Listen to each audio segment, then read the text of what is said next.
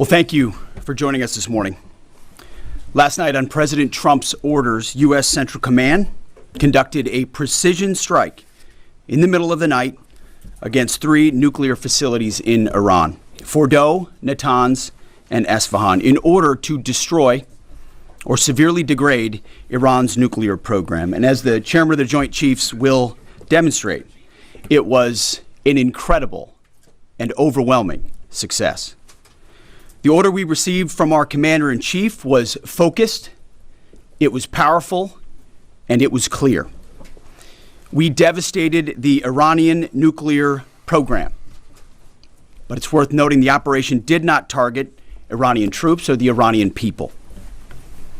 For the entirety of his time in office, President Trump has consistently stated for over 10 years that Iran must not get a nuclear weapon. Full stop. Thanks to President Trump's bold and visionary leadership and his commitment to peace through strength, Iran's nuclear ambitions have been obliterated. Many presidents have dreamed of delivering the final blow to Iran's nuclear program, and none could until President Trump. The operation President Trump planned was bold and it was brilliant, showing the world that American deterrence is back. When this president speaks, the world should listen. And the U.S. military, we can back it up. The most powerful military the world has ever known. No other country on planet Earth could have conducted the operation that the chairman is going to outline this morning. Not even close. Just like Soleimani found out in the first term, Iran found out when POTUS says 60 days that he seeks peace and negotiation, he means 60 days of peace and negotiation. Otherwise, that nuclear program, that nuclear capability will not exist. He meant it. This is not the previous administration. The President Trump said no nukes. He seeks peace, and Iran should take that path. He sent out a truth last night saying this: any retaliation by Iran against the United States of America will be met with force far greater than what was witnessed tonight. Signed, the President of the United States, Donald J. Trump. Iran would be smart to heed those words. He's said it before, and he means it. I want to give recognition to the Chairman of the Joint Chiefs of Staff, the Joint Staff, General Eric Kurilla at CENTCOM, who did a phenomenal job, he and his staff, all of CENTCOM. Policy, across the board, this was a joint effort, and across the Pentagon effort. I want to recognize the pilots who flew those bombers, who flew those fighters, who flew those refuelers, warriors. I want to recognize the sailors on those destroyers, in those subs, on those carriers, warriors, all of them. I want to recognize our soldiers doing air defense, base defense, QRF, warriors, all of them. Every American involved in this operation performed flawlessly. And I want to give recognition to our allies in Israel as well. This is a plan that took months and weeks of positioning and preparation so that we could be ready when the President of the United States called. It took a great deal of precision. It involved misdirection and the highest of operational security. Our B-2s went in and out of downtown Tehran, of these nuclear sites, in and out and back without the world knowing at all. In that way, it was historic. A strike that included the longest B-2 Spirit bomber mission since 2001 and the first operational employment of the MOP, a massive ordnance penetrator. The mission demonstrated to the world the level of joint and allied integration that speak to the strength of our alliance and our joint forces. As President Trump has stated, the United States does not seek war, but let me be clear. We will act swiftly and decisively when our people our partners or our interests are threatened. Iran should listen to the President of the United States and know that he means it, every word. I want to give congratulations to our Commander-in-Chief. It was an honor to watch him lead last night and throughout, and to our great American warriors on this successful operation. God bless our troops. God bless America. And we give glory to God for his providence and continue to ask for his protection. I turn it over now to the chairman for specifics. Thank you, Mr. Secretary. Thanks for recognizing all of our folks out there doing our nation's work, and nice to see everybody on this early Sunday morning.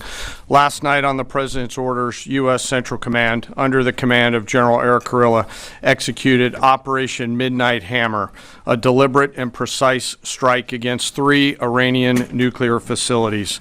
This was a complex and high-risk mission carried out with exceptional skill and discipline by our joint force.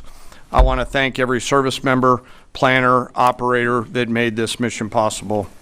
Their actions reflect the highest standards of the United States Armed Forces. This operation was designed to severely degrade Iran's nuclear weapons infrastructure. It was planned and executed across multiple domains and theaters with coordination that reflects our ability to project power globally with speed and precision at the time and place of our nation's choosing. This was a highly classified mission with very few people in Washington knowing the timing or nature of this plan. I'll refer you to the graphic on the side as I walk you through some of the operational details. At midnight Friday into Saturday morning, a large B-2 strike package comprised of bombers launched from the continental United States. As part of the plan to maintain tactical surprise, part of the package proceeded to the west and into the Pacific as a decoy, a deception effort known only to an extremely small number of planners and key leaders here in Washington and in Tampa. The main strike package, comprised of 7 B-2 Spirit bombers, each with 2 crew members, proceeded quietly to the east with minimal communications. Throughout the 18-hour flight into the target area, the aircraft completed multiple in-flight refuelings. Once over land, the B-2s linked up with escort and support aircraft in a complex, tightly timed maneuver requiring exact synchronization across multiple platforms in a narrow piece of airspace, all done with minimal communications. This type of integration is exactly what our joint force does better than anyone else in the world. At approximately 5 p.m. Eastern Standard Time last night, and just prior to the strike package entering Iran, a U.S. submarine in the Central Command area of responsibility launched more than 24 Tomahawk land attack cruise missiles against key surface infrastructure targets at Esfahan. As the Operation Midnight Hammer strike package entered Iranian airspace, the U.S. employed several deception tactics, including decoys, as the 4th and 5th generation aircraft pushed out in front of the strike package at high altitude and high speed, sweeping in front of the package for enemy fighters and surface-to-air missile threats. The strike package was supported by U.S. Strategic Command, U.S. Transportation Command, U.S. Cyber Command, U.S. Space Command, U.S. Space Force, and U.S. European Command.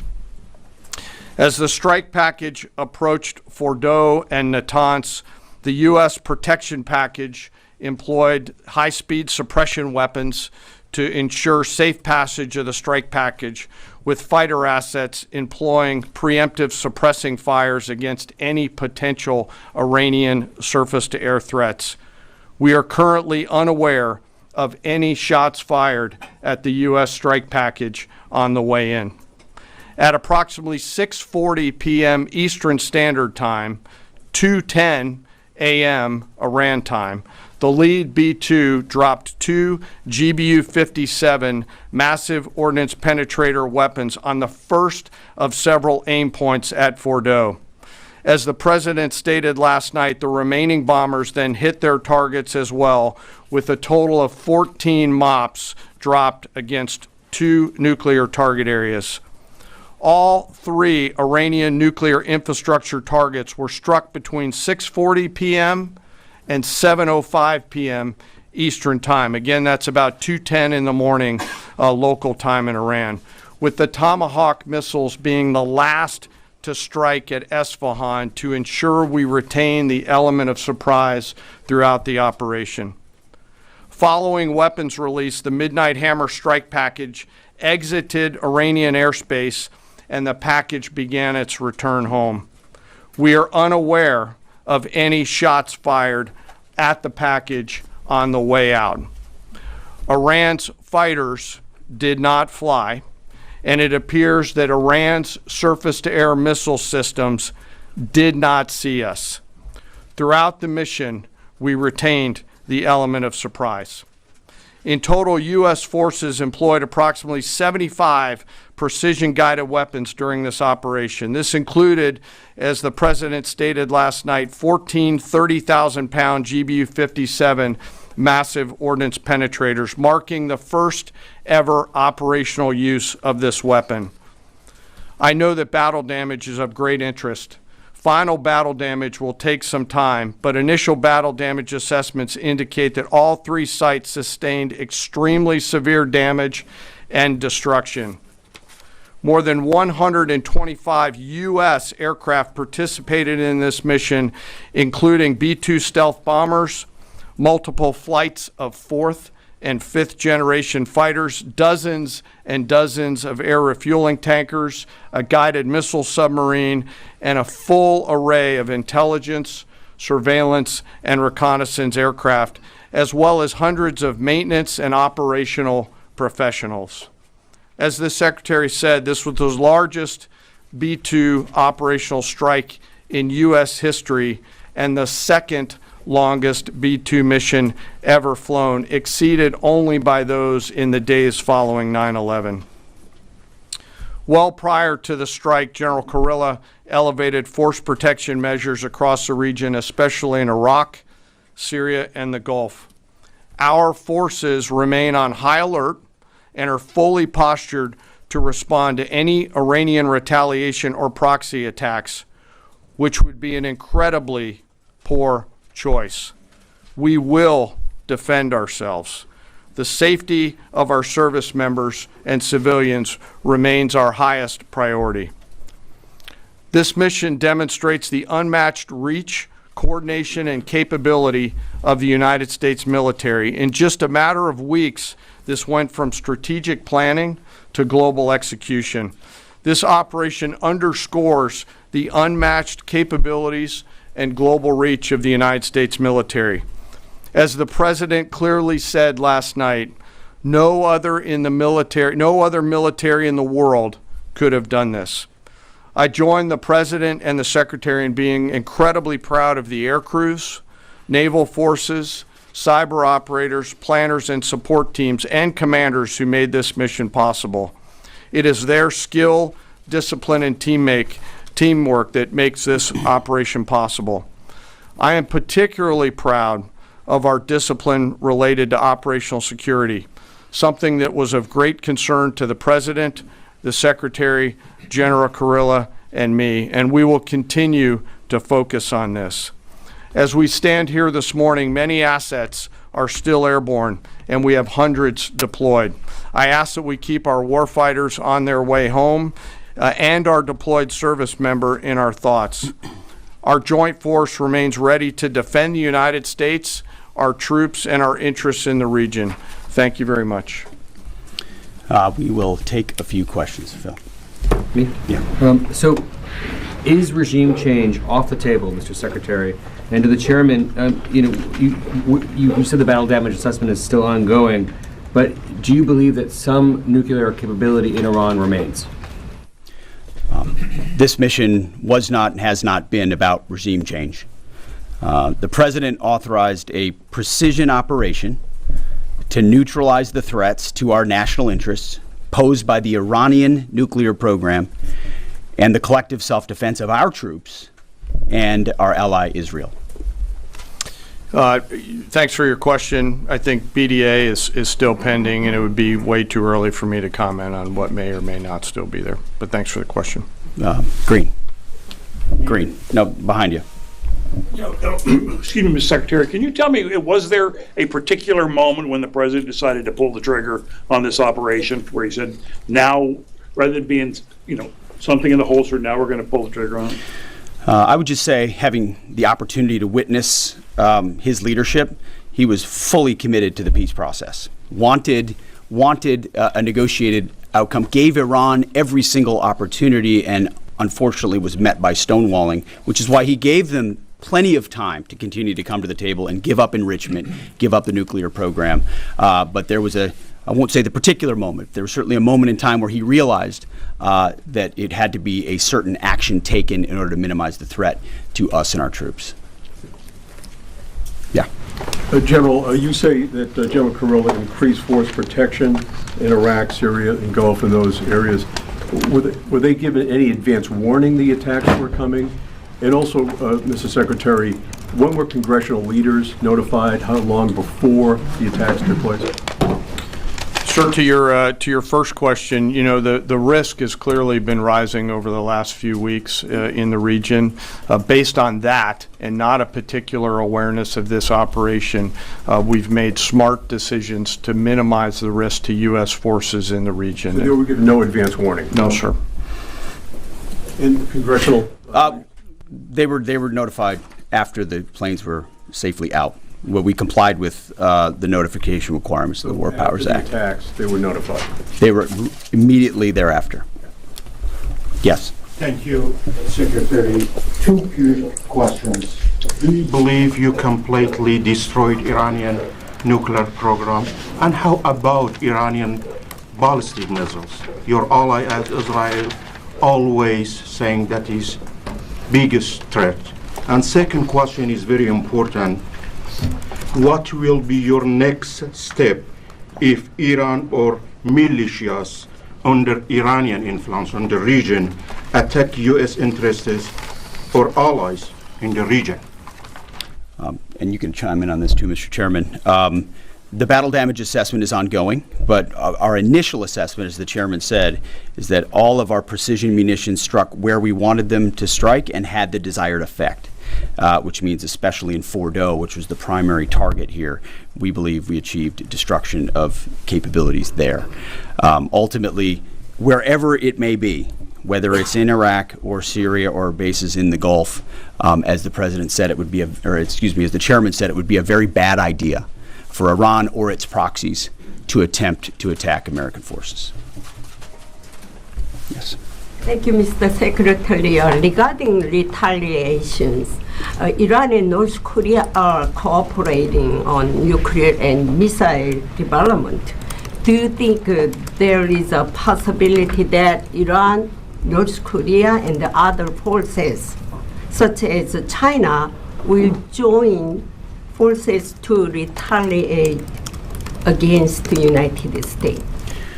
Well, unfortunately, because of the policies under the previous administration, we drove those countries together, and ultimately that creates a challenging environment. For this particular operation, the focus is on Iran and Iranian nuclear capabilities. That's our focus here, is to not just say that they can't have, but President Trump has said from over 20 years, frankly, Iran cannot have a nuclear weapon. And ultimately, he decided this is the moment, given their stonewalling, when direct military action had to be taken to prevent that from happening. Yes. Thank you very much. General Kane, I understand OPSEC, I respect OPSEC. Can you say at all what security procedures are being taken to protect U.S. troops in Iraq and elsewhere in the Middle East?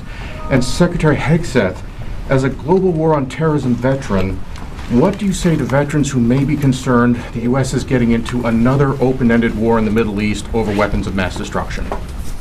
Thanks, sir, for the question. I won't comment on what force protection measures are being taken in the region.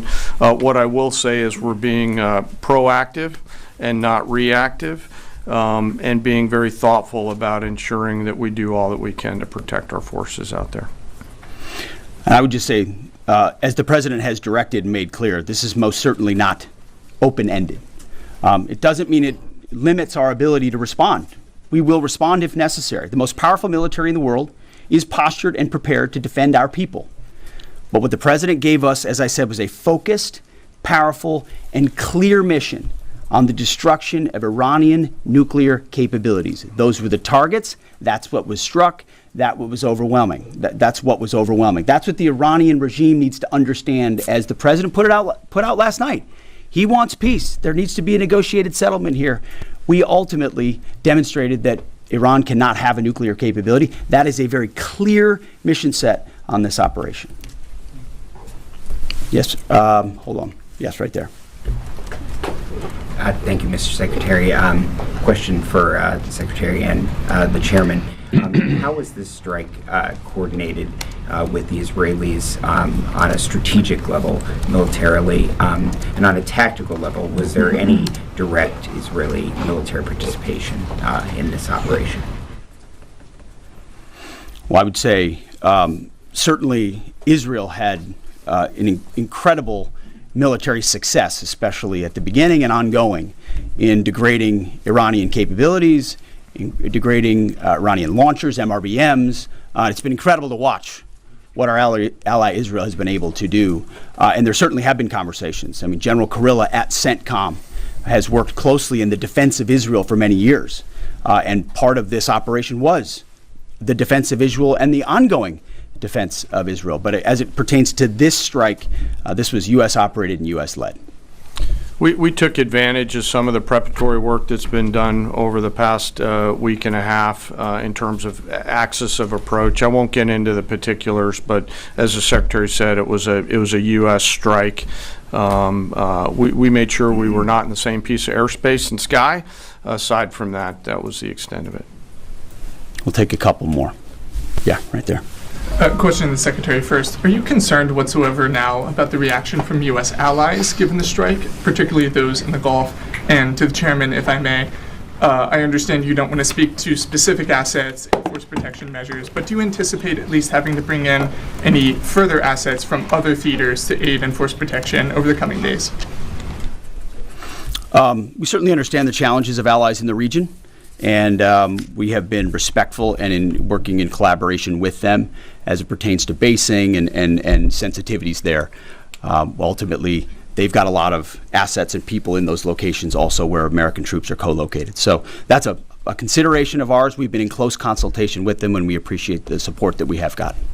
Thanks for the question on sort of the global picture, and as you know, that's one of my jobs, is to look globally at the entire range of challenges. We are always carefully considering our force posture around the world and then offering options to the Secretary and to the President. I won't comment on any future things, but the American people should know that we carefully consider those moves around the world and try to modulate as needed our force structure in the region. Absolutely. Yeah, right here. Thank you. What communications are being sent to the Iranians right now, and is there any possibility of diplomacy now or in the coming days? I can only confirm that there are both public and private messages being directly delivered to the Iranians in multiple channels, giving them every opportunity to come to the table. They understand precisely what the American position is, precisely what steps they can take to allow for peace, and we hope they do so. Yes. The president may not want an open-ended conflict. The Iranians may disagree. Are you prepared for a protracted war? Well, anything can happen in conflict. We acknowledge that. But the scope of this was intentionally limited. That's the message that we're sending. With the capabilities of the American military, nearly unlimited. So Iran, in that sense, has a choice.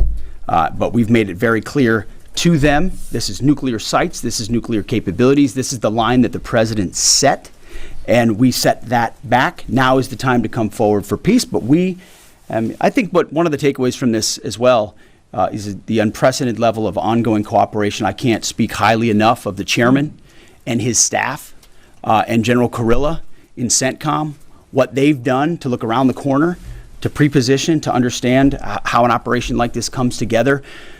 The scope and scale of what occurred last night would take the breath away of almost any American if you had an opportunity to watch it in real time. And I think Tehran is certainly calculating the reality that planes flew from the middle of America in Missouri overnight, completely undetected, over 3 of their most highly sensitive sites, and we were able to destroy nuclear capabilities, and our boys in those bombers are on their way home right now. We believe that'll have a clear psychological impact on how they view the future, and we certainly hope they take the path of negotiated peace. But I could not be more proud of how this building operated, of the precision, the sensitivity, and the professionalism of the troops involved in this effort. I will take one more. We'll take one more question. Yes, right there. Thank you, Mr. Secretary. Concerning the justification for these strikes, in March, the Office of the Director of National Intelligence released their threat assessment, concluding, quote, Iran is not building a nuclear weapon, and Khamenei has not authorized the nuclear programs he suspended in 2003, unquote. So what new intelligence does the U.S. have since then that the Iranians have changed their position on nuclear weapons? And does this new intelligence come from U.S. sources and methods, or are we getting this information from other countries? Well, I would just simply say that the president's made it very clear. He's looked at all of this, all of the intelligence, all of the information, and come to the conclusion that the Iranian nuclear program is a threat, and was willing to take this precision operation to neutralize that threat in order to advance American national interests, reduce the Iranian nuclear program, and obviously collective self-defense of ourselves and our allies. So he looked at all of it, understood the nature of the threat, and took bold action I think the American people would expect in a commander-in-chief. That's all we've got. Thank you very much. Appreciate it. Mr. Chairman. Thank you. Mr. Chairman, do you have any of the WC-135s up to check for radioactive material in the atmosphere?